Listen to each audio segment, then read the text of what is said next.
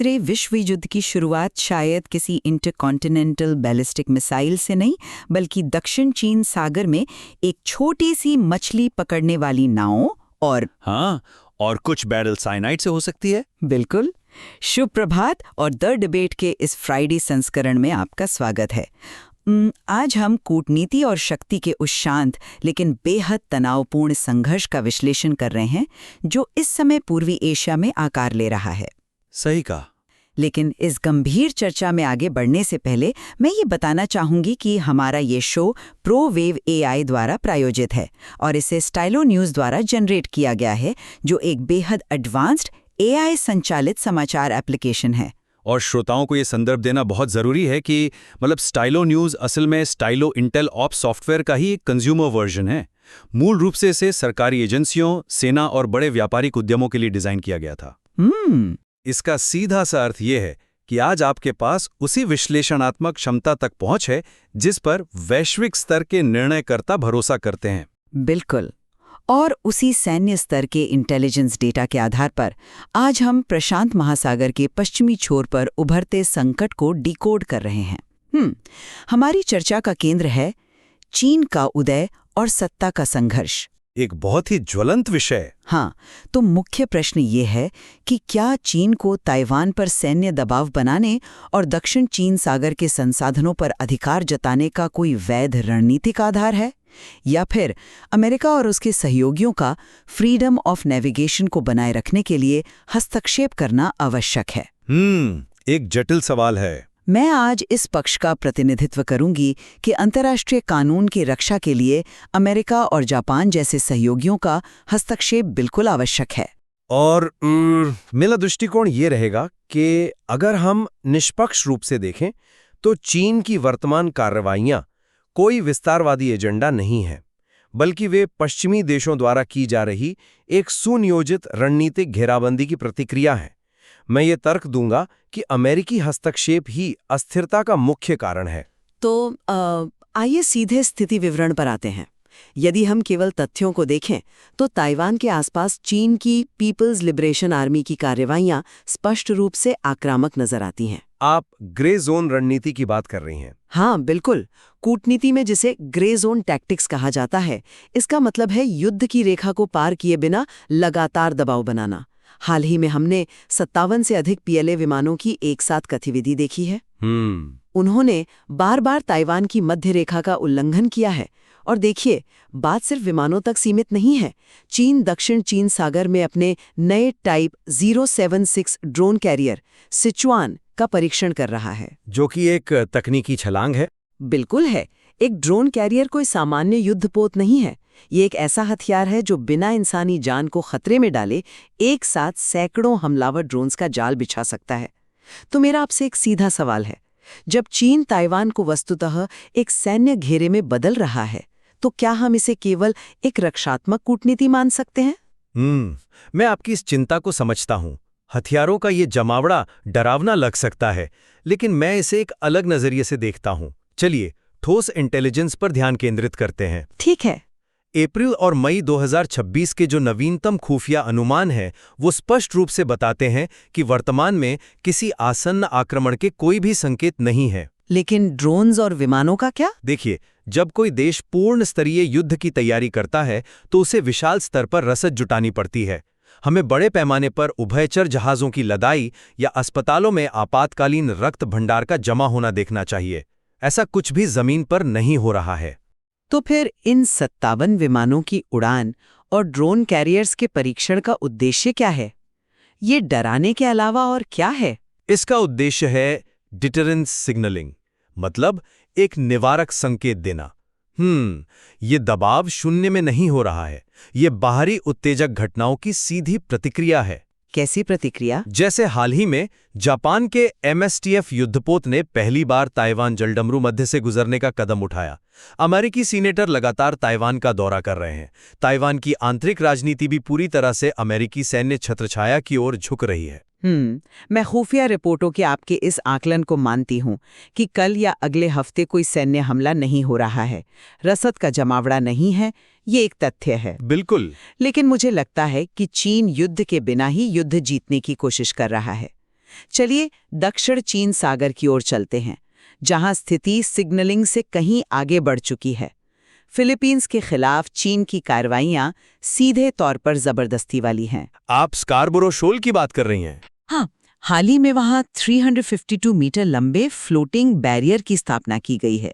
और इससे भी अधिक चिंताजनक बात यह है कि सेकेंड थॉमस शोल के पास चीनी जहाज़ों द्वारा कथित तौर पर पानी में साइनाइड डंप किया गया है। साइनाइड डंपिंग की खबरें गंभीर हैं, लेकिन क्या इसे युद्ध की कार्रवाई माना जा सकता है? ये केवल एक पर्यावरणीय त्रासदी नहीं है, इसके पीछे एक बहुत ही सोची समझी कानूनी रणनीति है। अंतर्राष्ट्रीय समुद्री कानून के तहत किसी भी देश का अपने समुद्री जल क्षेत्र पर अधिकार पानी के नीचे मौजूद प्राकृतिक चट्टान पर निर्भर करता है। अनक्लॉस के नियम। बिल्कुल, अगर आप साइनाइड डालकर उस मूंगे की चट्टान को ही नष्ट कर देते हैं तो फिलीपींस के पास कानूनी रूप से दावा करने के लिए कोई भौगोलिक आधार ही नहीं बचेगा। ये एक दिलचस्प पहलू है। इन जल क्षेत्रों में फिलीपींस के मछुआरों को रोकना और 2016 के मध्यस्थता न्यायालय के फैसले को नजरअंदाज करना, ये स्पष्ट रूप से एक महाशक्ति द्वारा अपनी ताकत का दुरुपयोग है। इसे ऐतिहासिक अधिकार कैसे कहा जा सकता है? आप पर्यावरण और कानूनी ढांचे की बात कर रही हैं, जो सुनने में तार्किक लगता है। लेकिन क्या आपने विचार किया है कि फिलीपींस स्वयं इस स्थिति को किस प्रकार भड़का रहा है? फिलीपींस कैसे भड़का रहा है? वो तो एक छोटा देश है। कूटनीति में हर क्रिया की एक प्रतिक्रिया होती है। क्या हम इस तथ्य को नजरअंदाज कर सकते हैं कि फिलीपींस ने हाल ही में दक्षिण चीन सागर में 131 समुद्री सुविधाओं का एक तरफा नाम बदल दिया है? नाम बदलना? और सिर्फ नाम नहीं, उन्होंने पगासा द्वीप पर एक नया कोस्ट गार्ड कमांड सेंटर भी स्थापित किया है। चीन की नज़र में ये कदम विवादित क्षेत्रों में यथास्थिति को बदलने के लिए सीधे उकसावे की कार्रवाई है। लेकिन उन्हें अपनी सुरक्षा का अधिकार है। बिल्कुल है, लेकिन यहाँ एक और महत्वपूर्ण भूराजनीतिक कारक है, मध्य पूर्व का संकट। वहाँ की अस्थिरता के कारण पूरे एशिया में एक गंभीर ऊर्जा संकट पैदा हो गया है। हाँ, ऊर्जा का मुद्दा तो है।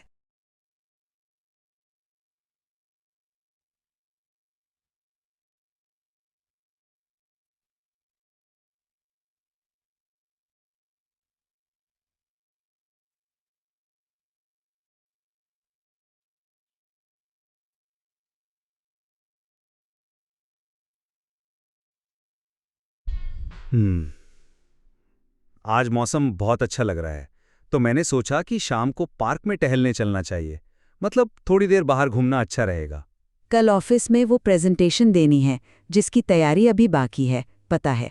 थोड़ा समय निकालकर आज रात को ही उसे पूरा करना पड़ेगा। इस संकट के बीच कूटनीतिक यथार्थवाद ये मांग करता है कि फिलीपींस चीन के साथ संयुक्त तेल और गैस अन्वेषण पर बातचीत करे। लेकिन जब बाहरी शक्तियां, विशेष रूप से अमेरिका, अत्याधुनिक हथियारों के साथ फिलीपींस के पीछे खड़ी हो जाती हैं, तो कूटनीति खतरे में पड़ जाती है। मैं ये मानने को तैयार हूं कि ऊर्जा सुरक्षा एक महत्वपूर्ण मुद्दा है, लेकिन देखिए, क्या ये आक्रामकता को सही ठहराने का एक बहाना नहीं है? छोटे देशों को अपनी संप्रभुता की रक्षा के लिए गठबंधन बनाने का पूरा अधिकार है। गठबंधन अपनी जगह है, लेकिन उकसावा? और यहीं पर बालेकिटान 2026 अभ्यास का महत्व सामने आता है। श्रोताओं को ये जानना चाहिए कि ये कोई सामान्य अभ्यास नहीं है। इसमें 17,000 अमेरिकी और फिलिपिनो सैनिकों के साथ जापान, फ्रांस और कनाडा भी शामिल हैं। हाँ, जिसे वो डिजिटल फर्स्ट आइलैंड चेन कह रहे हैं। बिल्कुल, ये कोई पुरानी तोपखाना रणनीति नहीं है। इसका मतलब है आर्टिफिशियल इंटेलिजेंस, सेंसर्स और मानव रहित प्रणालियों का एक जाल बिछाना। इसका उद्देश्य चीन पर हमला करना नहीं है, बल्कि ये एक आवश्यक निवारक है। आपको ये रक्षात्मक लगता है? हाँ, ये सुनिश्चित करने के बारे में है कि कोई भी एक राष्ट्र वैश्विक व्यापार के समुद्री मार्गों पर एकाधिकार न कर सके। जब चीन एंटेलोप रीफ पर कृत्रिम द्वीप बनाता है, तो नियम आधारित व्यवस्था को बचाने के लिए ऐसे गठबंधन ही एकमात्र समाधान बचते हैं। मैं इस बात से दृढ़ता से असहमत हूं कि ये केवल एक निवारक है। देखिए, बीजिंग में बैठे रणनीतिकार इसे कैसे देखते हैं। उनके दृष्टिकोण से 7 देशों का ये अभ्यास रक्षात्मक नहीं, बल्कि एक आक्रामक रणनीतिक घेराबंदी है। वो तो हर अमेरिकी कदम को ऐसे ही देखते हैं। जरा भूगोल को समझिए। जब आप ल्यूजोन द्वीप के पूर्व में और पलावन में इतने बड़े पैमाने पर सैन्य अभ्यास करते हैं, तो चीन इसे अपनी गर्दन पर रखे गए चाकू के रूप में देखता है। बाटानेस कोई आम द्वीप नहीं है। वो बाशी चैनल के पास हैं। बिल्कुल, वो बाशी चैनल के मुहाने पर बैठा है, जो चीनी नौसेना के लिए प्रशांत महासागर में प्रवेश करने का मुख्य दरवाजा है। वहां अमेरिका द्वारा एनएमएसएस जैसी एंटी शिप मिसाइलें तैनात करने का मतलब है उस दरवाजे पर ताला लगा देना। लेकिन वो मिसाइलें केवल रक्षात्मक उद्देश्यों के लिए हैं, मतलब यदि कोई हमला होता है तो? अंतर्राष्ट्रीय संबंधों में दूसरे देश की क्षमता ही उसका इरादा मान ली जाती है। ये वैसा ही है जैसे कोई आपके घर के दरवाजे पर राइफल तान कर खड़ा हो जाए और कहे कि वो सिर्फ अपनी आत्मरक्षा कर रहा है। ये तुलना थोड़ी इसके अलावा अमेरिका टिनियन और पेलेलियू में द्वितीय विश्व युद्ध के पुराने एयरबेस का आधुनिकीकरण कर रहा है। इसे एक रणनीतिक टोल बूथ के रूप में सोचें। यदि अमेरिका इस आइलैंड चेन को बंद कर देता है तो चीन की अर्थव्यवस्था रातों रात ठप हो जाएगी। तो आप कह रहे हैं कि चीन को अपनी 17 टास्क फोर्स के साथ जो लाइव फायर अभ्यास करना पड़ा, वो मजबूरी थी? हाँ, अमेरिका का ध्यान मध्य पूर्व पर बटा हुआ है, तो वो एशिया में अपनी कमी छिपाने के लिए सहयोगियों को उकसा रहा है। अमेरिका ने 19वीं सदी में मोनरो सिद्धांत के तहत पश्चिमी गोलार्ध में बिल्कुल यही किया था। मोनरो सिद्धांत का आपका उदाहरण दिलचस्प है, लेकिन हम 19वीं सदी में नहीं जी रहे हैं। इतिहास अक्सर खुद को दोहराता है। शायद, लेकिन लाल रेखाएं खींचना एक बात है और उन रेखाओं को दूसरे संप्रभु राष्ट्रों के प्रादेशिक जल के भीतर खींचना पूरी तरह से दूसरी बात है। आप चीन की कार्रवाइयों को ऊर्जा सुरक्षा और रणनीतिक घेराबंदी से बचने के प्रयास के रूप में देखते हैं, जो कि वो है। जबकि मैं इसे एक ऐसी संशोधनवादी शक्ति के रूप में देखती हूं जो उन नियमों को खत्म कर रही है जिन्होंने वैश्विक शांति को बनाए रखा है। मिसाइल प्रणाली का उद्देश्य चीन को भूखा मारना नहीं है, बल्कि बाशी चैनल को खुला रखना है। मुझे लगता है कि ये परिप्रेक्ष्य का अंतर है। अमेरिका जिस नियम आधारित व्यवस्था की बात करता है, चीन उसे पश्चिमी देशों द्वारा लिखे गए ऐसे नियमों के रूप में देखता है जो केवल पश्चिमी आधिपत्य को बनाए रखने के लिए हैं। आज की इस गंभीर चर्चा में हमने देखा कि कैसे पूर्वी एशिया दुनिया का सबसे अस्थिर फ्लैश पॉइंट बन गया है। एक तरफ संप्रभुता की रक्षा का तर्क है और दूसरी तरफ एक महाशक्ति का डर। बिल्कुल, और यद्यपि हम इस बात पर असहमत हैं कि इस अस्थिरता का मूल कारण कौन है, मुझे लगता है कि हम एक बात पर सहमत हो सकते हैं। वो क्या? कि सैन्य अभ्यास और मिसाइलों की तैनाती के बावजूद दोनों पक्ष वर्तमान में उस दहलीज को पार करने से बच रहे हैं जहां से लौटना असंभव हो जाए। युद्ध अभी आसन्न नहीं है। मैं इस निष्कर्ष से पूरी तरह सहमत हूं। कोई भी पक्ष अभी ट्रिगर खींचने के लिए तैयार नहीं है। तो ये हमारी आज की चर्चा का समापन है। अब जैसा कि हमने वादा किया था, हम आपको उस तकनीक के बारे में बताना चाहते हैं जिसने इस विश्लेषण को संभव बनाया। हाँ बिल्कुल, और यहाँ हमारा स्वर थोड़ा अधिक मैत्रीपूर्ण हो जाता है। श्रोताओं, हमने आज जो भी खुफिया रिपोर्ट और आंकड़े साझा किए हैं, वे सब स्टाइलो न्यूज़ ऐप के माध्यम से संकलित किए गए थे। ये एक बेहद शानदार मोबाइल और कंप्यूटर एप्लीकेशन है जिसे आप डाउनलोड कर सकते हैं। ये सैकड़ों पारंपरिक समाचार स्रोतों और एक्स से वास्तविक समय की जानकारी एकत्र करता है। और इसकी सबसे बड़ी खासियत ये है कि ये आपके लिए एक व्यक्तिगत इंटेलिजेंस स्टाइल ब्रीफ तैयार करता है। यानी आपको वही पेशेवर जानकारी मिलती है जिसका उपयोग विश्व के बड़े निर्णयकर्ता करते हैं। आपको खुद कुछ ढूंढने की जरूरत नहीं है, बिल्कुल नहीं। हम अपने सभी दर्शकों से आग्रह करते हैं कि वे www.stylonews.com पर जाएं और स्टाइलो न्यूज़ की सदस्यता लें, जहां आप ऑन डिमांड AI संचालित समाचार प्राप्त कर सकते हैं। इस डीप डाइव को सुनने के लिए आपका बहुत बहुत धन्यवाद। हम आपसे आग्रह करते हैं कि आप भविष्य के शोज के लिए हमें विषयों का सुझाव दें, और हाँ, अपने पसंदीदा सोशल मीडिया प्लेटफॉर्म पर स्टाइलो न्यूज़ को फॉलो करना ना भूलें।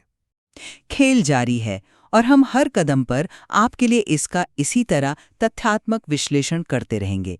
अगली बार तक के लिए विचारशील बने रहें और दोनों पक्षों को सुनते रहें। धन्यवाद।